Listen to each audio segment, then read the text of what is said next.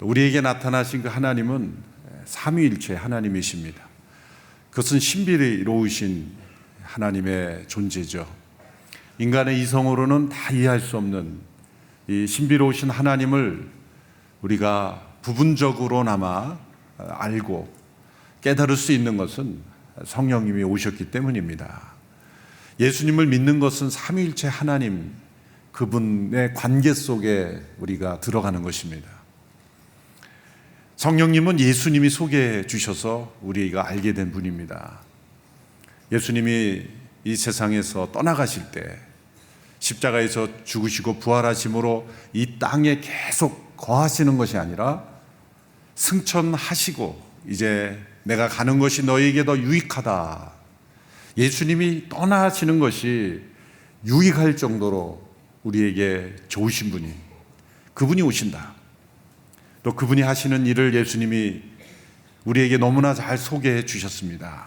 그분이 오면 내가 너희에게 이런 말을 깨닫게 할 것이고 또 하나님께서 이루시는 일들을 너희로 하여금 체험케 하실 것이고 또 나를 증거하게 될 것이다. 예수님께서 성령님에 대하여 소개하신 모든 내용이 사도행전에 그대로 다 펼쳐졌죠. 그 자체가 성령님의 실제, 역사, 사실을 증명하는 것입니다. 사도행전뿐이 아니죠. 오늘 이 시대에 이르기까지 교회 역사를 통해서 성령님의 살아계심은, 역사하심은 증명되었습니다. 대개 어떤 사실이 증명되려면 몇 가지 공통적인 법칙에 따라서 그것이 이루어지면 그것이 사실로 인정될 수 있는 법칙으로 사람들은 여깁니다. 그런 과학적 기준을 들이대도 성령님의 역사만큼 역사적 사실인 것이 없죠. 교회가 온 세상에 이렇게 세워지고 또 지금도 성경에 나타난 이 삼위일체 하나님을 동일하게 고백하는 일들이 세계 곳곳에 일어나게 되는 것은 성령님의 역사가 아니고는 설명할 수 없는 것이죠. 그러나 우리가 믿는 하나님의 말씀의 이 길은 시간과 역사, 문화가 흘러도 동일한 삼위일체 하나님을 고백했다는 것. 사도행전에 나타난 그 사도들의 역사가 오늘 이 시대에도 교회 역사를 통해 어떤 시대, 어떤 문화권에 이를지라도 우리가 믿는 하나님은 동일한 하나님, 또 동시대 지구 반대편에서 예수님을 믿는 이들과 함께 나누면 공통적인 믿음을 고백할 수 있다는 것. 이것은 사람들의 어떤 결정과 사람들의 조직력과 사람들의 강요로 이루어질 수 없는 것입니다. 이것은 예수님께서 소개하시고 역사를 통해 역사하시고 나타나신 성령님이 실체하신다는 것. 그분의 역사는 분명히 우리 가운데 존재한다는 것. 그럼에도 불구하고 사단은 이 성령님을 잊혀지게 만들죠. 그래서 우리에게 잊혀진 하나님이라고 불려질 정도로 성령님의 실제를 우리가 인정하지 않고 체험하지 못하는 경우가 교회 역사상에 늘 존재해 왔습니다. 그러나 분명히 말씀하는 것은 성령님의 존재와 역사를 등한시하는 개인의 신앙은 반드시 후퇴하고 세속적이 되고 또한 성령님의 역사와 임재를 구하지 않는 교회도 반드시 쇠퇴합니다. 인본주의적인 그런 교회, 이념으로 가득한 교회, 또 인간의 권위로 가득한 교회, 전통과 형식만 남아있고 경건의 모양은 있으나 능력은 없는 교회가 되는 것이죠. 우리의 믿음은 결코 말이 아니라 능력입니다. 관념이 아니라 실제이고 단순한 생각이 아니라 삶으로 나타나는 역사입니다. 무엇인가 할 수 없는 것을 할 수 있게 되는 겁니다. 죄를 이길 수 있게 되고 세상을 이길 수 있게 되고 죽음을 이길 수 있게 되는 능력, 이것은 바로 성령 하나님의 역사심. 그 성령님의 역사는 반드시 예수 그리스도 그분을 높이고 그분이 행하신 일을 우리에게 깨닫게 하고 그분과 동행하고 그분을 온전히 주님으로 모시게 살아가게 하십니다. 예수님을 믿는 자는 아버지 하나님과 온전한 교제를 맺게 돼요. 그래서 우리는 성령님을 통해 예수님을 알게 되고 믿게 되며 또 그 예수 그리스도를 통해 아버지 하나님의 자녀로서, 아버지 하나님의 백성으로서, 하나님 나라의 백성으로서 살아가게 되니 이것이 삼위일체 하나님의 신비로운 세계 속에 들어가는 것이죠. 역으로 하나님 편에서 보면 그 성부 하나님의 계획하심에 성자 예수님이 순종하여 성육신하셔 오셨고, 또 그 성자 예수님이 부활 승천하심으로 아버지와 함께 아버지께로부터 성령을 받아 우리에게 성령을 부어주심으로 우리에게 찾아오신 거예요. 그래서 삼위일체 하나님의 완전하신 하나 되심 가운데 우리에게 구원이 이루어졌고, 또 우리는 성령님의 역사로 시작해서 예수님을 알게 되고 믿게 되고 그 아버지 하나님을 아버지라 부르며 나아갈 수 있게 된 것. 그래서 성부 하나님, 성자 예수님, 또 성령, 보혜사 성령 하나님의 그 삼위일체 하나님의 역사가 우리 안에 늘 살아있는 겁니다. 그리고 그 삼위일체 하나님의 구원과 축복을 받은 이들은 놀랍게도 우리가 이 땅에 사는 그리스도의 몸된 지체들 가운데도 이런 하나됨, 영적 하나됨 가운데 존재하게 되는, 영적 가정이 형성하게 되고 영적인 나라가 형성되는 거예요. 그것은 영원한 나라에서 경험할 새하늘과 새 땅의 그 공동체를 미리 맛보는 겁니다. 그것을 이 땅에서 보증하시는 분이 성령님이시죠.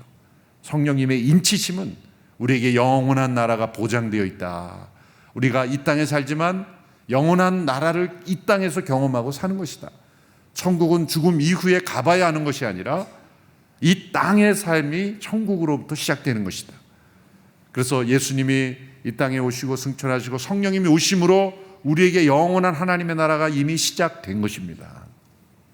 우리는 죽어야 천국 가는 것이 아니라 이 땅에서 천국이 시작된 겁니다. 회개하라, 천국이 가까이 왔느니라. 이 모든 영적 진리들을 우리에게 깨달아 알게 하시는 분, 그분이 바로 성령님이시죠. 그분은 영이시기에 보이지 않으시나 우리의 눈으로, 우리의 오감으로 체험할 수 있는 능력으로 임하시는 하나님이십니다. 그 성령님과 동행하는 것, 그 성령님은 우리 안에 소원을 두시고 행하게 하십니다. 따라서 이제 성령으로 거듭난 성도들이 이 성령의 소욕을 따라, 성령의 인도하심을 따라 살지 아니하면 우리는 육에 속한 사람으로 전락할 수밖에 없어요. 우리는 치열하게, 철저하게, 온전히, 전심으로 성령님과 동행해야 하는 것이죠. 그러지 않으면 우리는 다시 육신의 습관 속에 젖어 사는 겁니다. 예수님을 믿는다고 하지만 말뿐이지 삶으로 능력이 나타나지 않아요. 그것은 우리의 영에 임하신 성령님을 근심하게 하고 탄식하게 합니다. 성령님 홀로 내 안에서 기도하시는 거예요. 그것은 마치 인공호흡기를 끼고 호흡하는 것과 마찬가지입니다. 자가호흡이 이루어지지 않으면 살았으나 산 게 아니죠. 많은 성도들의 삶이 인공호흡기에 의존하는 그런 삶으로 전락해버리고 마는 것은 바로 우리 안에 역사하시는 성령님의 음성을 듣고 그분의 인도하심에 순종하는 삶을 게을리하지 않고 성령을 소멸하는 삶을 살아서 육의 습관대로 살아가는 거예요. 그래서 성령 충만이란 무엇입니까? 우리의 영에 임하신 성령 하나님의 임재가 우리의 혼과 몸까지 다 펼쳐가시는 거예요.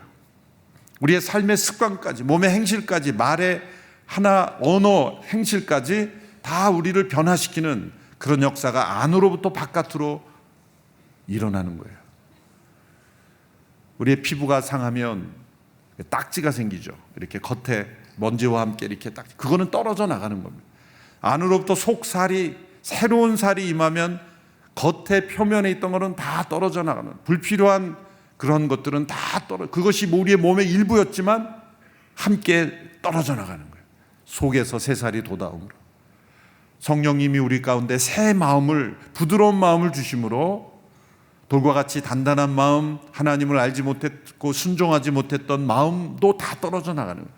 그러니까 성령님의 역사는 새 마음을 이식해 주는 거예요. 우리 신체 장기의 한 부분을 이식할 수 있듯이 성령님은 새 마음을 이식해 주시는 거예요. 그런데 그 새 마음에 이식하는 수술의 도구가 십자가와 보혈의 능력인 거예요. 십자가는 우리의 옛사람을 제거하시고 우리 안에 새로운 영이 임할 수 있는 그런 그 길을 열어주신 것이고, 성령이 임함으로 우리가 그 새 마음을 경험함으로 하나님께서 우리에게 예비하신 축복을 누리게 하시는 겁니다. 이것이 지난 39일 동안 나눴던 내용을 간략하게 요약한 겁니다. 보니까 오늘 처음 나오신 분이 있는 것 같아서 이렇게 소외된 마음이 없도록 간략하게 요약을 해봤습니다. 혹 부족한 부분이 있다면 동영상으로 CGN에서 다시 보시기를 바랍니다. 40일은 마지막 날만 나와도 수료하신 겁니다. 성령님께서 오심으로 이 삼위일체 하나님의 구원 계시를 우리가 깨닫게 합니다. 인간의 생각과 지성으로는 이해하는 것이 불가능한 영적 진리, 그 진리가 있습니다. 하나님께서 우리에게 나타내 보여 주셔야만 우리가 알 수 있는 거예요. 그 하나님의 길은 우리의 길과 다르고 그 하나님의 생각은 우리의 생각과 다르되 조금 다른 것이 아니에요. 우리는 하나님의 생각, 나의 생각 그러면 수준은 비슷한데 약간 다른 것, 취향이 다른 거로 생각하시는데 완전히 다른 것이죠. 이사야 55장 8절 9절에 보면 하늘이 땅보다 높음 같이, 하늘과 땅의 차이라는 거예요. 그러므로 내가 하나님이 이런 걸 기뻐하시겠지라고 생각하고 내가 마음의 길을 추구할지라도 하나님의 생각은 완전히 다를 수 있다라는 것을 우리는 늘 염두에 두고 질문해야 되는 겁니다. 성령님의 임재 가운데 하나님께 질문해야 돼요. 하나님, 이것이 과연 하나님이 원하시는 생각입니까? 하나님이 기뻐하시는 길입니까? 그렇게 하나님께 질문하며 나갈 때 성령님은 하나님의 깊은 뜻을 아시는 분이기에 우리에게 영적 계시를 허락해 주시는 거예요. 그 계시는 지극히 일부분입니다, 사실. 그리고 순간순간마다 물어야 돼요. 하나님의 영적 계시를 일부분 맛보았다 그래서 마치 자기가 하나님이 된 양 교만해지는 순간 그 영적 진리를 또 깨달아 알지 못하게 돼요. 하나님은 저 하늘에 계시지만 교만한 자들은 기가 막히게 하십니다. 교만한 자들 위에게는 그 성령의 비밀을 알려주지 않으세요. 왜? 알려주면 더 문제가 생기니까. 하나님의 영적 계시는 겸손한 자들에게, 그 겸손한 자를 예수님은 어린아이라 이렇게 표현했어요. 어린아이를 겸손하다고 한 이유는 어린아이의 모든 측면을 다 설명한 게 아니에요. 어린아이들의 어떤 측면은 교만해요. 어린아이 얼마나 자기중심적입니까? 갓난아이로 갈수록 교만해요. 자기밖에 몰라요. 엄마 아빠가 자건 말건 자기가 배고프면 울고 예배 시간이건 말건 예의가 없어요. 그냥 울어버리는 거예요. 그만큼 자기중심적인 존재가 어디 있어요? 그런 어린아이의 미숙함을 말하는 것이 아니라 어린아이와 같이 겸손함이라는 것은 잘 받아들인다는 거예요. 어린아이는 자기가 아는 것이 없다는 것을 본능적으로 알죠. 그러니 누가 뭐라 그러면 그런 줄 알아요. 우리의 영혼이 어린아이와 같아야 성령님의 주시는 계시를 깨달을 수 있다는 거예요. 그것은 외부로부터 우리에게 주어지는 거지 내 스스로 내가 아는 정보를 다 조합해서 결론을 내리는 게 아니라는 거죠. 어린아이는 부모님이 이렇다 그러면 그런 거야. 그리고 늘 하는 말이 왜? 왜라는 질문과 그냥 그 대답을 그대로 받아들이잖아요. 그것이 우리에게 필요한 겁니다. 우리에게 성령 안에서 하나님 왜 그렇습니까? 라는 질문부터 우리 시작해야 돼요. 말씀을 통해서 하나님 이것은 왜 그렇죠? 이 말씀을 깨닫기를 원합니다. 믿지 않고자 하는 의심은 왜라는 질문을 만들어내지 않습니다. 불신에서 나오는 의심은 왜라는 질문이 없어요. 그래서 우리 주변에 믿음의 확신이 없어서 가족 중에 잘 따지기 좋아하는 분들 있죠. 그분들을 믿지 않는다고 비난하지 마세요. 믿고자 하는 거예요, 지금. 그런 질문이 나올 때마다 참 좋은 질문입니다. 자기가 답변을 줄 수 없어도 일단 좋다 그래야 돼요. 참 그런 질문 참 좋은 질문입니다. 그런 질문을 할 수 있다는 게 정말 좋은 축복입니다. 하여튼 좋은 말을 다 해주세요. 그리고 그럼 뭐야 그러면 저도 함께 기도해 보겠습니다. 자신이 없으면 그렇게 겸손하게 얘기하는 거예요. 뭐 그딴 질문을 왜 해? 그러면서 막 비난하고 그러면 안 돼요. 뭔가 그 안에서 성령님이 역사하기 시작하는 거예요. 말도 안 되는 질문 같은. 예? 어떻게 그런 질문을 할 수 있죠? 그렇게 그런 의문이 사실은 성령님께서 그 안에 역사하기 시작했다는 거예요. 여러분 진짜 불신자는 관심 없어요. 의문도 없어요. 그러나 그 안에 왜라는 질문이 생겨날 때 성령님께서 하나씩 둘씩 그 진리를 알려주심으로 이제 꿰어지는 거예요. 어린아이도 한꺼번에 유창하게 언어가 터지지 않지 않습니까? 하나둘씩 부모의 음성을 듣고 세상의 음성을 들으면서 하나둘씩 하다가 어느 한순간에 쫙 터지는 거죠. 우리에게 주어지는 성령님의 역사도 사실 한순간에 임하는 것이지만, 계기가 되는 것이지만 사실은 그 안에 성령께서 역사해요. 어거스틴이 회심을 경험하고 이 성령 체험을 한 것이 한순간의 사건으로 보이지만 사실 그 안에 그가 마니교도 이단에 빠져서 마니교에서 스트럭을하고 고민하고 그 이원론이 옳다고 믿고 그런 과정도 보면 다 이 성령님의 인도하심 따라서 성령님이 이단으로 빠지겠다는 게 아니라 그의 육신의 삶을 사는 모든 과정 속에도 성령님은 늘 그를 지금 인도하고 계셨어요. 그리고 그의 어머니 모니카가 그 영혼을 위해서 끊임없이 기도하고 있었다는 거예요. 그가 히포에서 주교가 되고 이제 많은 사람들에게 진리를 알려주는 신학자가 된 풍성한 열매를 어머니는 다 보지 못했어요. 그의 회심 이후에 마지막, 정말 그가 회심한 이후에 얼마 되지 않아서 어머니는 돌아가셨지만 그래도 그의 변화된 모습은 보고 돌아가셨어요. 그래서 유명한 말이 나온 거죠. 기도하는 어머니의 자녀는 결코 망하지 않는다. 눈물로 기도하는 부모의 자녀는 반드시 하나님께서 변화시키신다. 수십 년을 마음대로 산 것 같지만 결국 어거스틴도 청년의 때에 이제 어머니가 볼 때는 언제 변화되나 그렇게 안타깝게 여기며 노년의 때를 보냈지만 결국 기도하는 부모의 눈물을 하나님께서는 결코 버리지 아니하신다. 다 성령님의 역사하심이죠. 성령님이 이렇게 한 영혼 한 영혼을 변화시켜서 하나님의 뜻을 알게 하시고 놀라운 계시를 우리에게 허락하시는 겁니다. 그래서 지혜롭고 슬기 있는 자들에게는 숨기시고 어린아이들에게는 나타내신다는 거죠. 예수님께서 이렇게 기도하셨죠. 전지의 주제이신 아버지여, 이것을 지혜롭고 슬기 있는 자들에게는 숨기시고 어린아이들에게는 나타내심을 감사하나이다. 성령님은 지금도 우리에게 하나님의 진리, 하나님의 뜻, 하나님의 계획, 또 우리를 향한, 우리 개인을 향한 하나님의 계획을 계시해 주십니다. 그 역할을 하시는 분이 성령님이시라는 거예요. 그래서 성령님과 동행하는 사람은 자신의 인생의 한 걸음 한 걸음을 하나님께서 알려주십니다. 누구든지 오면 내가 알려줄게, 그런 역사가 아니라 자기에게 향한, 때로는 자녀를 향한 하나님의 놀라운 계획을 한 걸음 한 걸음이요. 설계도처럼 인생의 마지막 부분까지 쫙 그것이 아니라 한 걸음 한 걸음. 불순종하면 또 그 은혜가 임하지 않죠.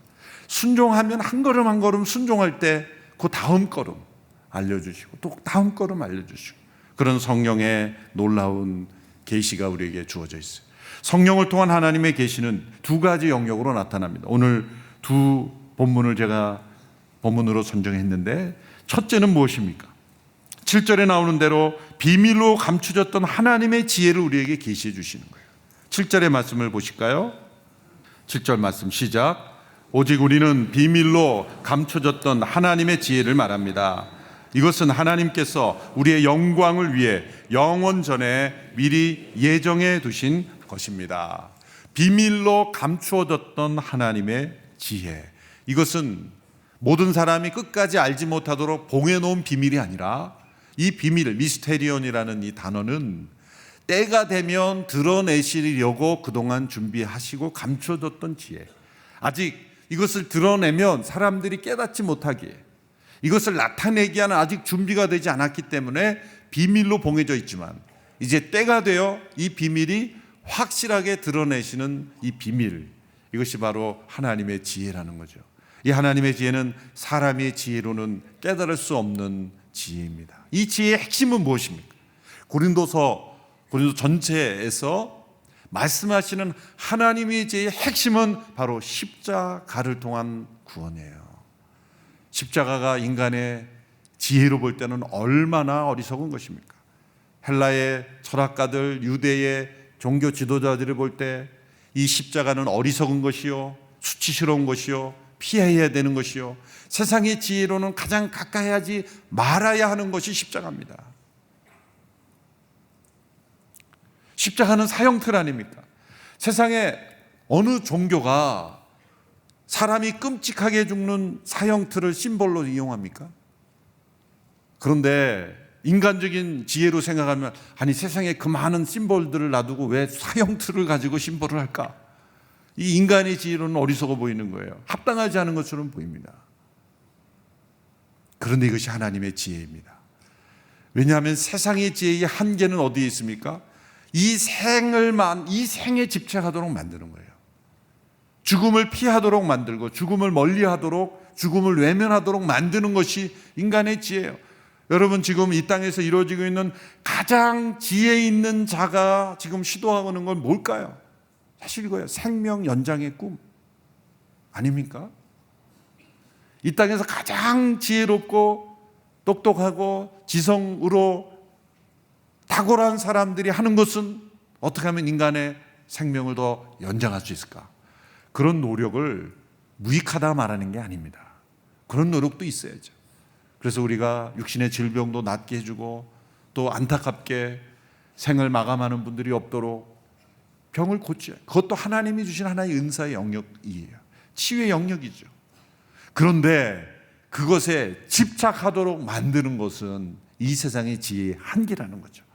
왜냐하면 하나님께서는 이 죽음을 모든 인간이 피하고 싶고 두려워하고 외면하는 이 죽음을 영원한 생명의 문으로 바꾸셨기 때문에, 그 죽음을 통해 우리를 구원하셨고 우리에게 영원한 하나님 나라를 허락하셨기 때문에 하나님의 지혜와 인간의 지혜는 이토록 다른 것입니다.